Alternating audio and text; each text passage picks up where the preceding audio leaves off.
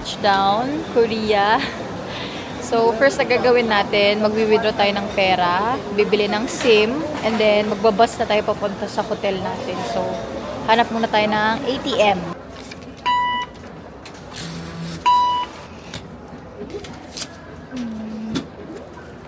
Since nakakuha na tayo ng pera, dito na tayo. Kukuha tayo ng SIM card. Malapit siya sa exit 2. So, yun yung exit 2. Dito kayo makakabili ng mga SIM card. Dito kami kumuha ng SIM. Meron siyang free na T-Money. Ito yung prices. Yung 7 days yung kinuha namin, which is 35,000 won. Unlimited data na to. Bibili na tayo ng bus tickets natin going to Myeongdong. Meron na tayong tickets. Nag-aantay tayo dito sa platform 5B2, bus 6001.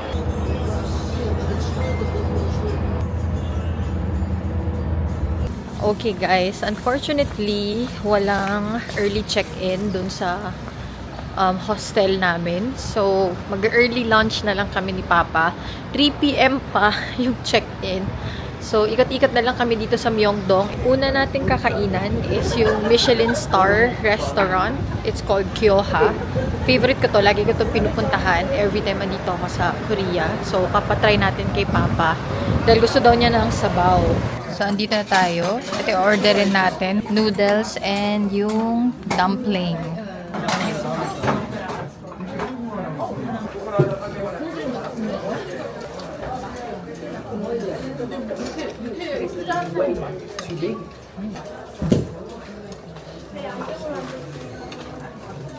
So, finally, nakapag-check-in na kami. In fairness, spacious naman siya. May dalawa siyang double bed. So, actually, pwede 4 na tao dito sa room na to. Pero, kami lang ni Papa. Tapos, dadating si Jamie. So, sakto na yung space. And then, ito yung CR natin. Cute lang siya. Ayan. Pwede na. Not bad. Time check. Alas 7 na. Natulog lang kami ni Papa. Siyempre, kasi kulang-kulang yung tulog namin. So, actually, chill day lang talaga today. Wala akong schedule na anything. So, lalabas lang kami para mag-dinner. Hindi na ako nag-ayos or anything. Pupuntahan natin yung favorite kong samgyetang place dito sa Myeongdong. So, lagi ko rin pinupuntahan yun every time andito ako. So, papatry natin kay Papa. And, hindi ganun kalamig. Parang mga 18 degrees sa labas. So, yung mga damit namin, ano lang, long sleeves, ganyan, na medyo light lang. Hindi ganun pa kakapal.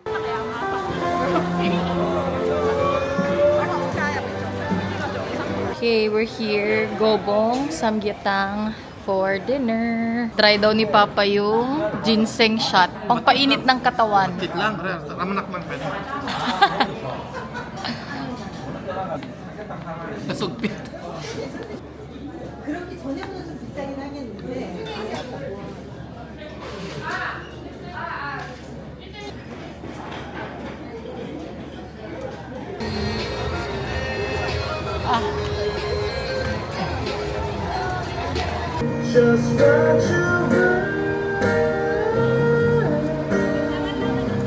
Guys, andito na ulit kami sa hotel room. Ganun talaga pag senior na ang kasama mo. So, medyo chill lang yung itinerary natin para sa trip na to. Anyway, yung hostel namin, may free drinking water, hot and cold. Tapos may free coffee din sa baba. May breakfast din kami dito sa hostel. Not sure kung ano yung isa-serve nila. Pero we'll update you tomorrow. So that's it for our first day here in Korea. Good morning! Day 2. 8:30 na guys, yung meet up time namin for the tour is 9:15. So quickly, kakain lang kami dito. Tingnan natin kung ano yung pa-breakfast dito sa hostel. Ayan, so meron silang pa-bread and cereals and mga juice. So quick breakfast lang.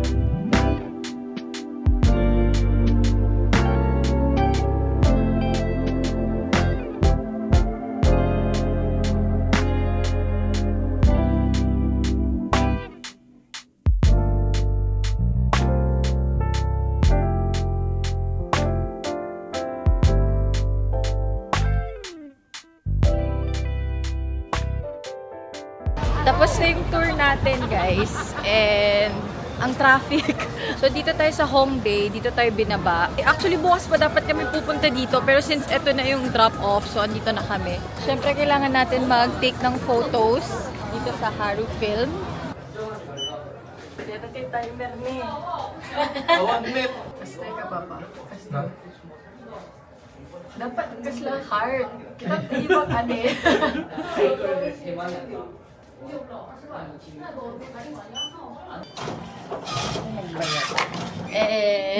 Ano bayad mo nila? 5,000. 250. Cute. 210. Dito sa Hongdae, medyo mas younger yung mga tao dito. Kasi nga malapit siya sa school, malapit siya sa university. Kung gusto niyo mag-bar, mag-inom, maganda rin yung area na to. Also shopping, pwede rin naman. Marami ring bilihan. Marami rin dito guys, mga fashion items na super cute. Like this one, 23,900. Cute. Kids. Okay, dinner time. Ayaw na daw ni Papa mag-samgyup. Pero sabi ko, ganun talaga. Samgyup yung usual na kainan. May kakainan dapat kami. Nakita ko ang dami niyang good reviews. Pero sobrang haba ng pila. Octopus siya. Pero maybe next time. Ngayon kasi ang daming pila eh. So, hindi na namin pinush.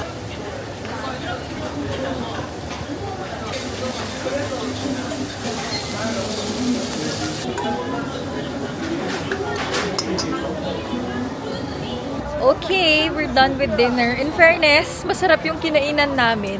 Actually, hindi ko na alam kung ano yung pangalan ng restaurant. Tapos, puro locals yung kumakain. So, masarap. Actually, kahit saan naman dyan kayo kumain, masarap. Authentic Korean barbecue naman yan. So, papunta na kami sa train station. Pabalik na kami sa Myeongdong. Good morning! Gulat kayo dyan si... Ay, uy! Gulat kayo! Gulat kayo, dito na naman si Jamie, oh. So, for today, we're going to eat king crab, Noryangjin fish market. So, lagi namin pinupuntahan to pag nasa Korea kami kasi mas mura dito compared sa Philippines. Like, dito makakabili ka ng 5,000 pesos na isang buo na.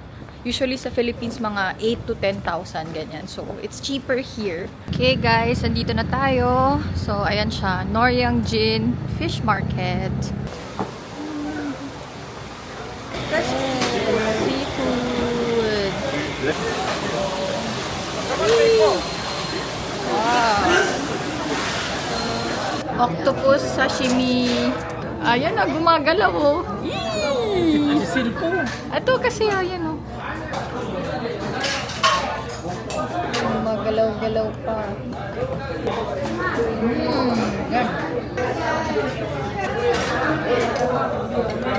This is mga 6,000 pesos. So, super worth it, guys. As in, sa Pilipinas, I think, mga 15,000 pesos na to. So, sulit.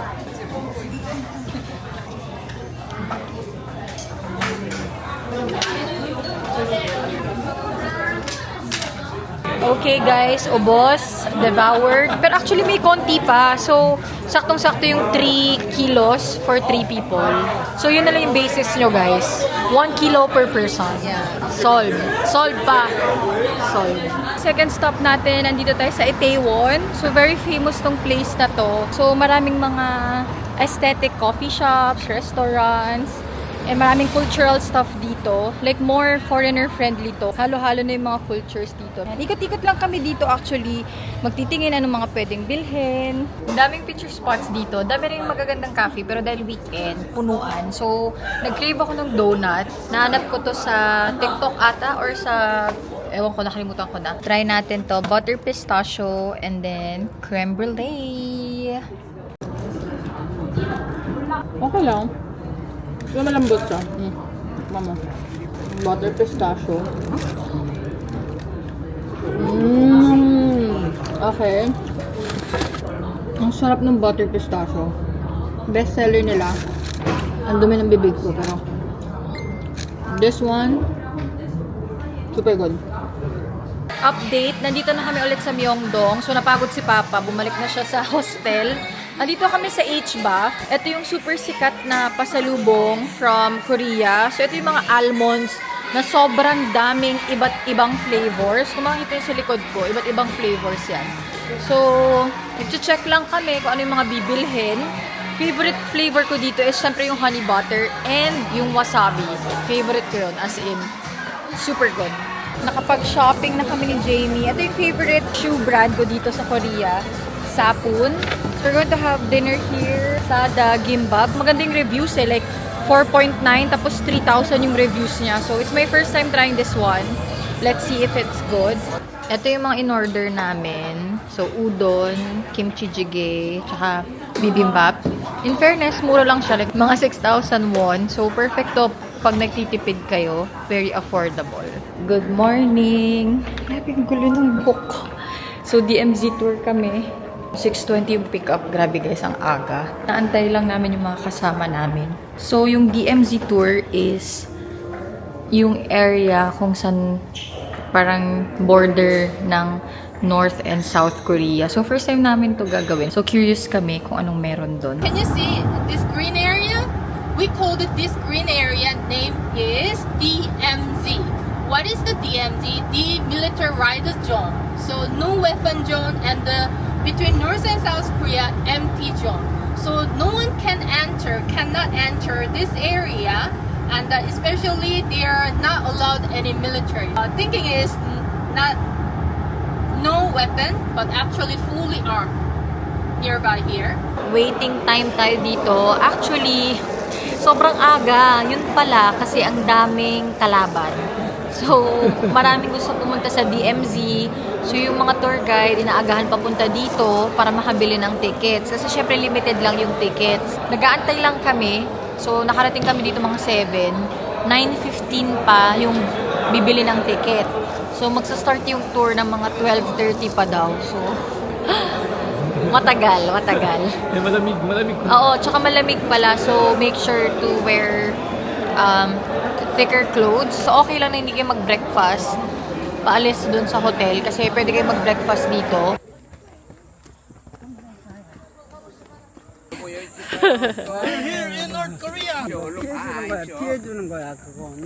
I'm from the battlefield in the world, so you might be, you can find your country word here, Imjin Park, right? So they named it this river, Imjin River. This rivers come from the North Korea, starting from the North Korea to the west sea of South Korea, right? I introduced some Korean history, right? Do you remember? So our last dynasty name was Joseon Dynasty, and we forcefully annexed by Japan, and 35 years colonial period we experienced, right? There is both sides, North and South Korea. There were a lot of the war prisoner.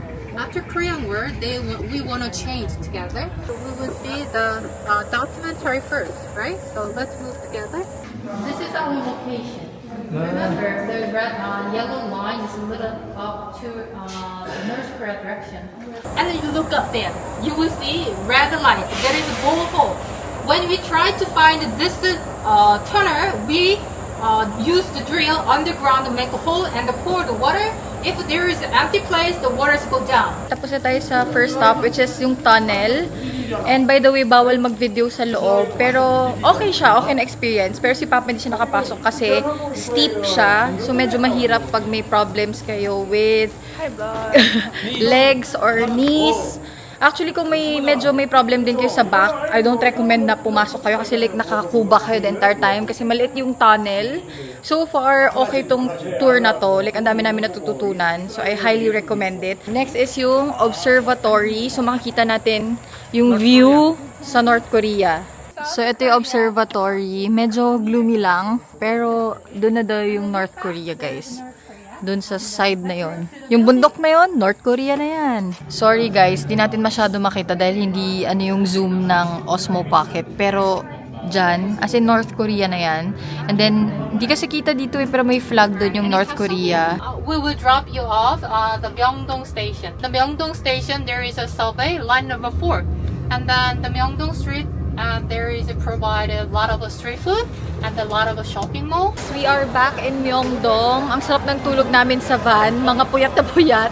But anyway, hindi kami kumain ng proper lunch. So, we're going to eat samgyupsal for dinner. It's unlimited. Gustong-gusto namin tong samgyupsal place na to. Anyway, it was a great experience. I recommend, meron kasing tour na may makakausap kayong North Korean defector. Ibig sabihin yung tumakas from North Korea. Medyo nagsisisi kami, hindi namin pinili yun. Diba? Nasasagot naman ng tour guide kung may mga questions kayo kung paano yung buhay ng mga North Koreans. But it was fun. Like, ang dami namin natutunan. So, we're just looking for the restaurant. Kakain na kami ng late lunch and early dinner. Andito na tayo, guys. 28,000 and then 32,000. 28 yung walang intestines. 32 yung may intestines. Hindi ko nagustuhan yung intestines last time. So, eto lang yung orderin namin. So, eto yung mga meat, guys. Sobrang good quality ng mga yan. And unlimited. Super sulit. Ayan, may rib eye. And mga pork and beef. Mga side dish. Unlimited.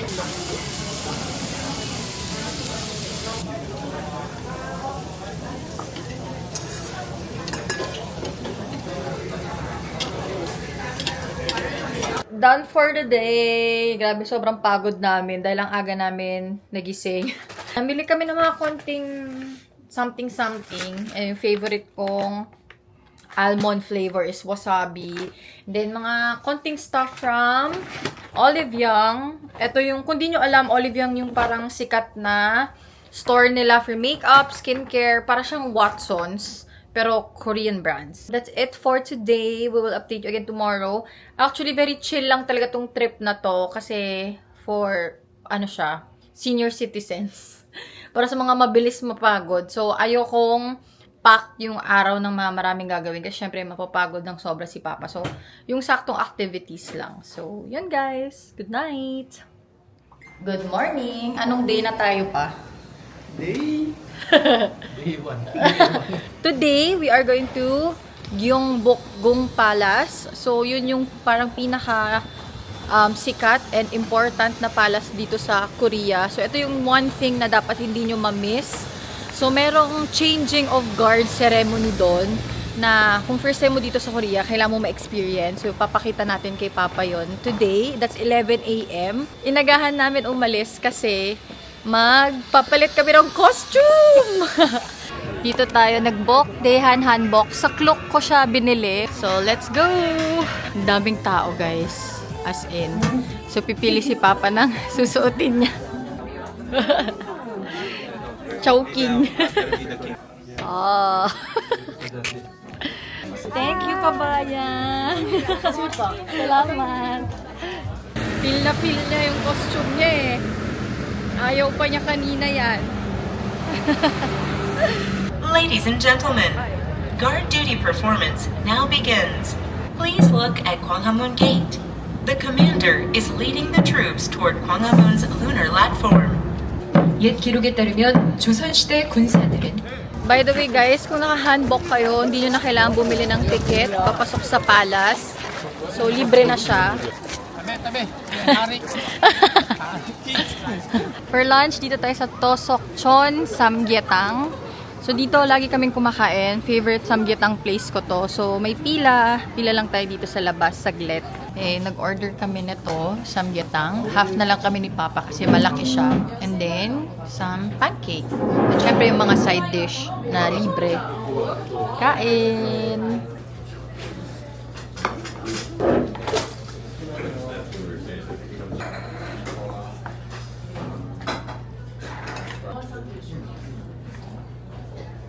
Next stop is Bokchon Village. Malapit lang yun sa Gyeongbokgung Palace. Actually, pwede siyang lakarin. Pero kung tinatamad kayo, pwede kayo mag-train. Isang station lang siya. Actually, last time na pumunta kami dito, naka-costume pa din kami. Papunta sa village na to. Oo, pwede. So, yung ginawa namin nun is whole day yung rent namin sa damit. Pero since medyo mainit kasi ngayon, guys, so hindi namin mapanindigan. So, eto na yung Bokchon Village. So, eto yung area kung saan usually nagpipicture yung mga tao. Ewan ko kung bakit may ganito dito sa side na to. Dati wala to eh. So, I guess may ginagawang construction. So, as you can see guys, ang daming tao. Ang daming nagpipicture.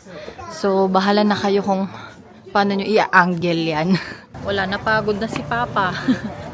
Dito kasi sa Bukchon. Ano lang siya, parang yung mga lumang mga bahay. Tapos paakyat siya sa hill. So masakit yung tuhod ni Papa. Pero kaya naman. Andito na tayo sa Insadong. So kung ano na mga pwedeng bilhin dito guys. May mga souvenir. O kung ano mga Korean stuff na gusto nyo meron dyan. May mga street food din.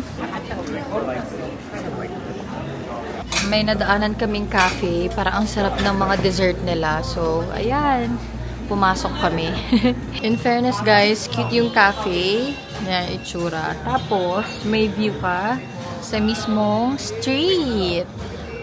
O, diba? Super nice. Ito yung in-order ko.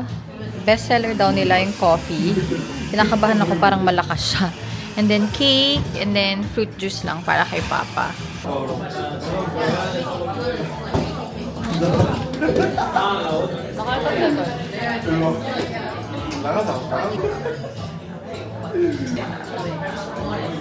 For dinner, dito tayo sa Myeonok. Actually, na-share ko na rin to ilang beses sa vlog. This is one of my favorite restaurants. Actually, si Riza yung nagdala sa akin dito. Ito yung lagi namin in-order. Super duper good. Masarap din yung dumplings nila. So, yes! This is where we're going to have dinner. Dito na yung dumplings, tsaka yung soup. Grabe guys, ang bilis ng serving nila. Like parang 5 minutes na serve na nila. And ang laki ng dumpling. The main event. Grabe guys, sobrang sarap nito. As in, super lambot.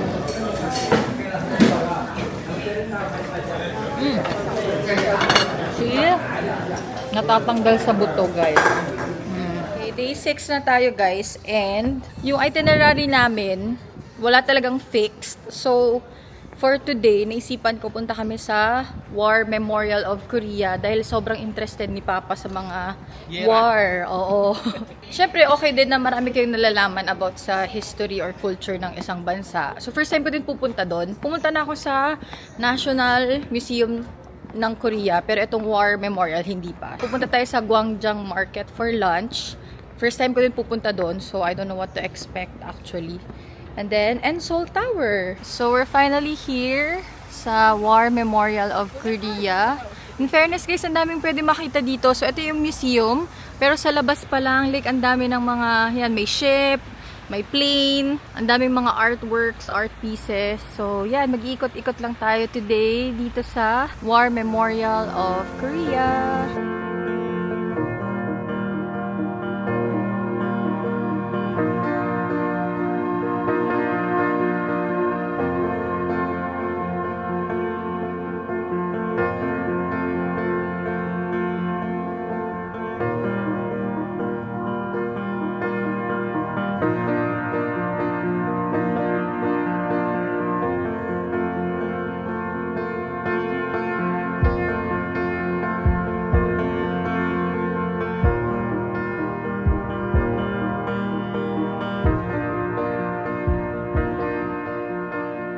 In fairness dito sa War Memorial nila, ang dami niyong pwede makita, ang dami niyong pwede matutunan. Actually, hindi namin naikot lahat. Yung first and second floor lang napuntahan namin. Yung third floor, wala na kaming time. If you are interested with their history, war history, ganyan, I definitely recommend na i-visit nyo tong War Memorial nila. Siyempre, personally, hindi talaga ako support sa mga war na yan. But it's also important to know the history. Nakakalungkot, sa totoo lang, nakakalungkot. Lalo na yung war between North and South Korea. Nakakalungkot na ganun yung sitwasyon nila. Now, we're done here. Pupunta na kami sa Gwangjang Market to have late lunch. Finally, andito na tayo. So, medyo maraming tao and mahaba yung mga pila, but we'll look for something we can eat. Gusto ko itry yung raw marinated crabs. Tingnan natin.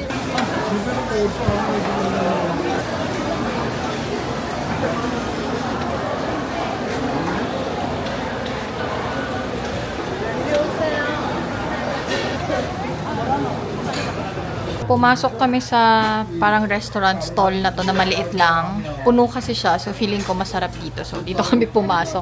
Gusto itry ni Papa yung beef tartare. Ako gusto ko yung soy marinated crab. Tingnan natin kung masarap. Mahal 30,000 no? Ito 21. Tingnan natin. I hope it's good. Mung bean pancake.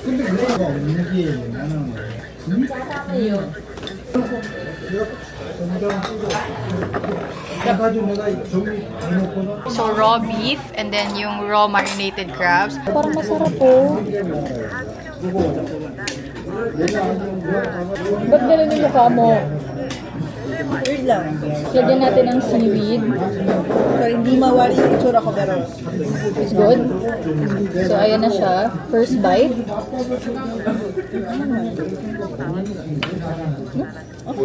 So, mas masarap siya with dry. Kasi salty siya eh. so good. Diba?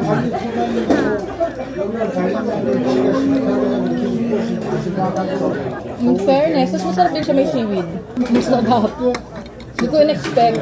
Try naman natin yung beef tartar. Sarap na sarap si Papa.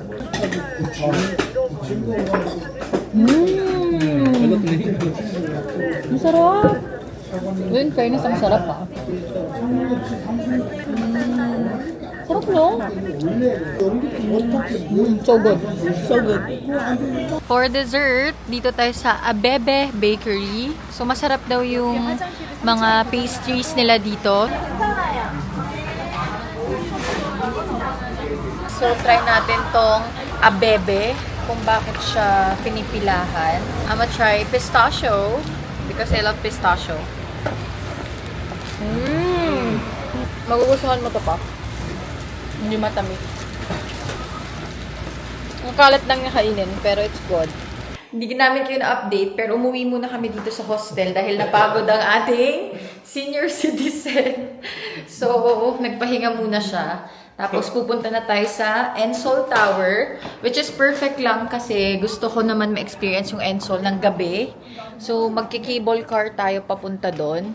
Actually, malapit lang dito sa ating hostel yung cable car. So, dire-diretso lang tayo dito. Walking distance lang. Tapos cable car na yan. Tapos Ensol Tower na. Tapos pabalik ulit. So, binook ko yung cable car and Ensol Tower sa Klook. Ilalagay ko na lang dito yung mga details and syempre yung link sa description box. Vlog takeover. Oh, anong sasabihin mo? Akyat na tayo ngayon. Sa?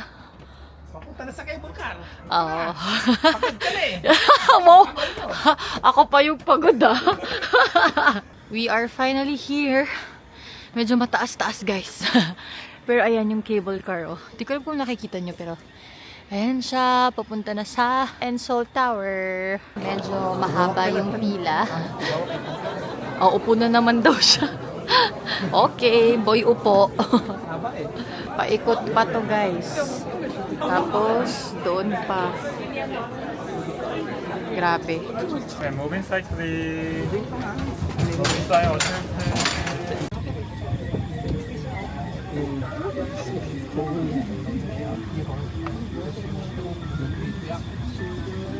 Ayan na yung tower. Oh, papapicture daw si Papa, oh. Naka-ready na. Wait lang, wait lang. Picturean kita.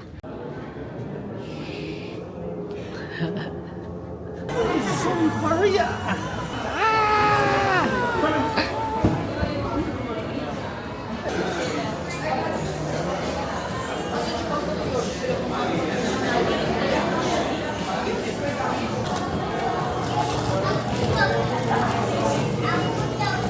Okay guys, dinner time. Andito tayo sa BHC, popular chicken place, chicken and beer place dito sa Korea. Actually, last time, di ba, nag-try tayo. Kaso sobrang haba ng pila. So now, itatry natin siya. Yung best seller daw nila is yung chicken cheese. Inaantay namin. Do you know what BHC means? Better and happier choice. Oh, ang deep naman. Na natin ang best seller nila.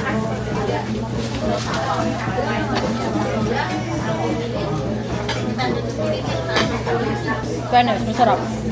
Mainit lang ha.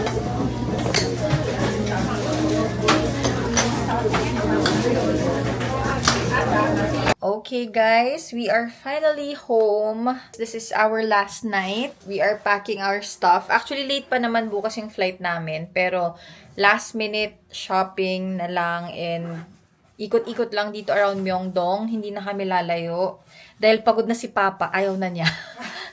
So if you're planning to bring your parents, ganyan, pwede nyo gawing guide etong vlog na to. Para hindi sila masyadong bugbog sa mga activities. Para makapag-enjoy pa rin sila. So, yun guys. Good night! We'll update you tomorrow pag papunta na kami sa airport.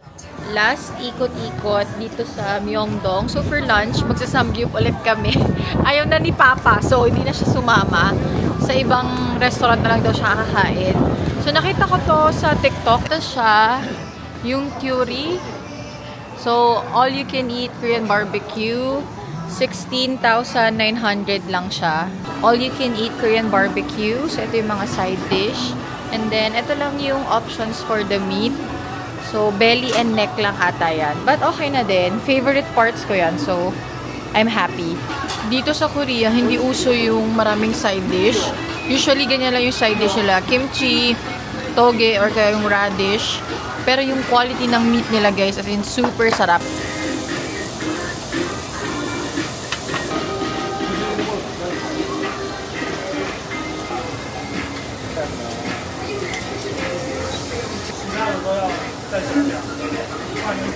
Tambay muna kami guys dito sa Bird Cafe. Tapat lang siya ng hostel. So yung hostel andun lang.